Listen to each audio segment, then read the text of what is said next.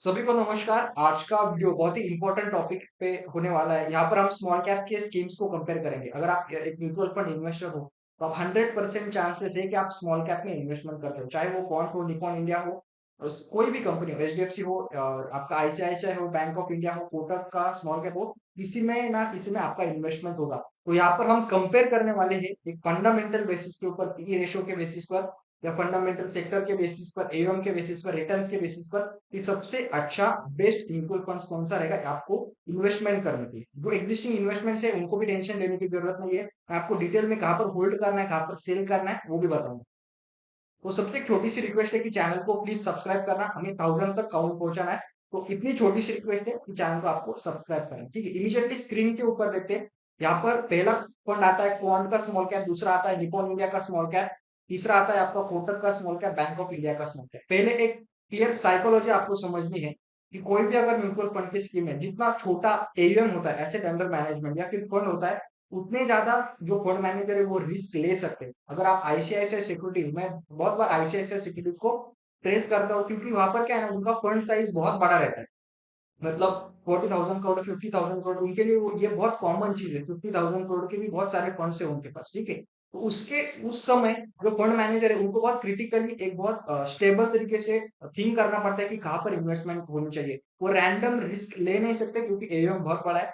तो इन्वेस्ट करते समय अगर कोई स्कीम बहुत आपको अच्छा रिटर्न देती है बट उसका एयूएम बहुत कम है, ठीक है, ये कंसिडर करना कि एयूएम बहुत कम है बट अगर आपको अच्छा रिटर्न देती है तो वो वहां पर रिस्क लिया है उन्होंने। बट जब आपका फंड साइज या फिर स्कीम का फंड साइज बड़ा होता है तो फंड मैनेजर ज्यादा रिस्क नहीं ले सकते। तो यहाँ पर कंक्लूजन क्या आता है कि जो स्कीम्स विद एक बड़े ईवीएम के साथ अच्छे रिटर्न देती है तो वहां पर आप इन्वेस्टमेंट कर सकते हो। यही आज डिस्कस करने वाले हैं। तो फिर से रिक्वेस्ट है कि चैनल को सब्सक्राइब करना, इमीडिएटली स्क्रीन के ऊपर देखते हैं, आप पहले सब्सक्राइब करो, ठीक है। हाँ, अभी स्कीम को देखते हैं। पहली क्वांट की है, दूसरी निपॉन इंडिया स्मॉल कैप, तीसरी कोटक की small cap, bank of India small cap. सभी जो टॉप की परफॉर्मिंग स्कीम्स है उनका कंपैरिजन लिया है। मोस्ट ऑफ द लोग यहाँ पर इन्वेस्टमेंट करते हैं, ठीक है। उसके बाद आते हैं जो सभी फंड एज है वो सभी का लगभग 5 इयर्स प्लस मैंने सिलेक्ट किया है। तीनों स्कीम का 11 इयर्स प्लस है और एक स्कीम का लगभग 6 साल कंप्लीट होने को आया है। अगर आप फंड साइज देखोगे तो क्वांट की फंड साइज 24,000 करोड़ का एवं है, निपॉन इंडिया 60,000 करोड़ का एवं, कोटक का 17,000 और आपके बैंक ऑफ इंडिया का कम है, 1300 करोड़ का एवं है। अगर आप रिटर्न्स देखोगे तो 1 साल का, 2 साल का रिटर्न्स नहीं देखना, आपको लंबे समय तक का रिटर्न देखना है।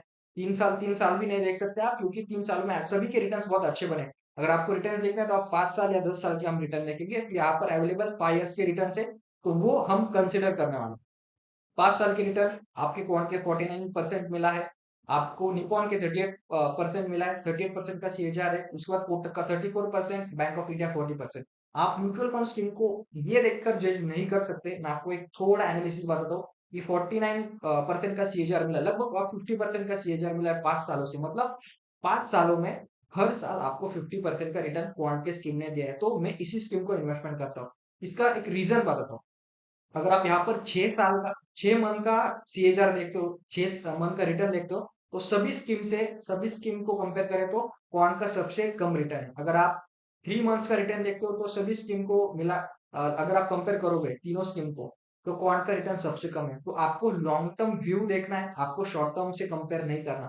और ये जो क्वांट के रिटर्न बने, ये पिछले 1 साल से 1.5 साल में ही ज्यादा रिटर्न बने यहाँ पर। तो सीएजीआर में क्या होता है, अगर किसी फंड ने 5 सालों में कुछ परफॉर्म नहीं किया बट लास्ट के 1.5 साल में, 2 साल में बहुत अच्छा परफॉर्मेंस दिया, तो ओवरऑल ओवरऑल जो एवरेज रहता है वो आपको बहुत अच्छा दिखता है। तो आपको ये नहीं देखना, आपको जो ट्रेलिंग रिटर्न है वो कंपेयर करनी चाहिए जब भी आप इन्वेस्टमेंट करते हो।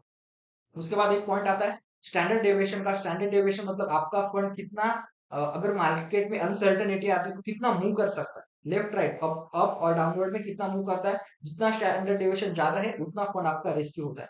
तो यहाँ पर पॉइंट का स्टैंडर्ड डेविएशन लगभग 18 का है, निपॉन इंडिया का 14 का है और आपका कोटक का 13 और बैंक ऑफ इंडिया 15। तो अगर आप कंपेयर करोगे तो क्वांट का थोड़ा एक रिस्की सेगमेंट में जाता है, ठीक है। उसके बाद आते हैं सेक्टर। सेक्टर आपको देखने नहीं है, मैं आपको मतलब यहाँ पर क्या होता है, सेक्टर तो आप देख सकते हो बट मोस्ट ऑफ द लोग कंफ्यूज हो जाते हैं कि सेक्टर, ये सेक्टर से वो सेक्टर में जो फंड मैनेजर है वो ऑटोमेटिकली शिफ्ट करते हैं। तो मान लो आज आप 14 अगस्त 2024 है, मान लो अगले हफ्ते में या अगले महीने में फंड मैनेजर पूरा एक मार्केट को एनालिसिस करके पूरा चेंज कर सकते हो। तो आपको सेक्टर को देखकर म्यूचुअल फंड में इन्वेस्टमेंट नहीं करना। क्योंकि सेक्टर्स ग्रेजुअली चेंज होते जाते हैं। यहाँ पर हम पीई रेशियो देखते हैं, one of the best factor होगा कि पी रेशियो के बेसिस पर कौन से फंड में इन्वेस्टमेंट करना चाहिए और कौन से फंड में इन्वेस्टमेंट अवॉइड करना चाहिए। अगर ये ध्यान में रखना, क्वांट का पी रेशियो है 28%, निपॉन का 31%, लगभग 32%, आपके कोटक का 38% है। 38 का पी 38 सॉरी, ये परसेंटेज में नहीं होता, आपका क्लियर टर्म्स में होता है। क्वांट का 28, निपॉन का 32, लगभग आपके कोटक का 38 और यहाँ पर bank of India small cap 37। यहाँ पर मैं आपको एक फाइनल कंक्लूजन बता देता हूँ। फाइनल कंक्लूजन मतलब इसके बेसिस पर क्या एनालिसिस कर सकते हैं। अगर आपके पास कोई भी दूसरे स्कीम का, मान लो कोटक का, बैंक ऑफ इंडिया का, निपॉन का स्मॉल कैप होगा, तो आपको होल्ड करना चाहिए। पीई वैल्यूएशन के बेसिस पर उसको सेल नहीं करना। बट अगर आपको अभी इन्वेस्टमेंट स्टार्ट करना है, अभी इन्वेस्टमेंट एसआईपी स्टार्ट करनी है, लमसम स्टार्ट करना है, तो आप निपॉन में स्टार्ट कर सकते हो, आप क्वांट के इसमें स्टार्ट कर सकते हो, क्योंकि फेयर वैल्यूएशन पर वो अवेलेबल है, ये ध्यान में रखना।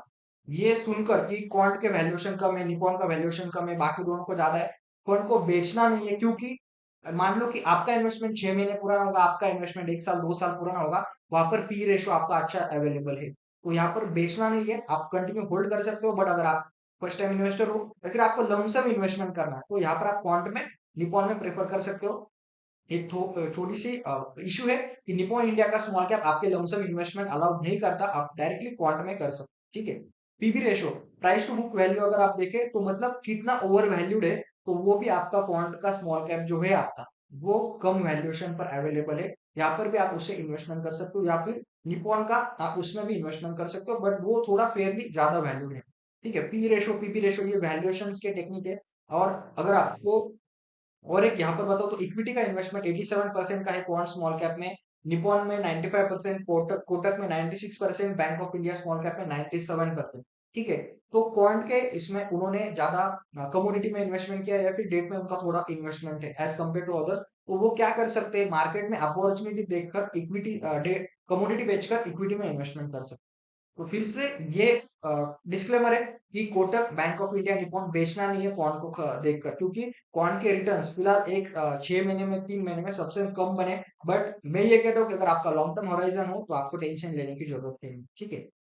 एक्सपेंस रेशो लगभग सभी का सेम है, 0.64%, 0.63, आपका 0.49, 0.57। एग्जिट लोड सभी का सेम है, उसमें कोई टेंशन लेने की जरूरत नहीं है। और एक इंपॉर्टेंट चीज, आप जब म्यूचुअल फंड में इन्वेस्टमेंट करते हो, जब आपका छोटा पोर्टफोलियो होता है, मैं हमेशा कहता हूँ छोटा पोर्टफोलियो 1-2 लाख का, 3 लाख 4 लाख का, तो एडवाइजर की या फिर आपकी कंसल्टेंट की आपको जरूरत है नहीं।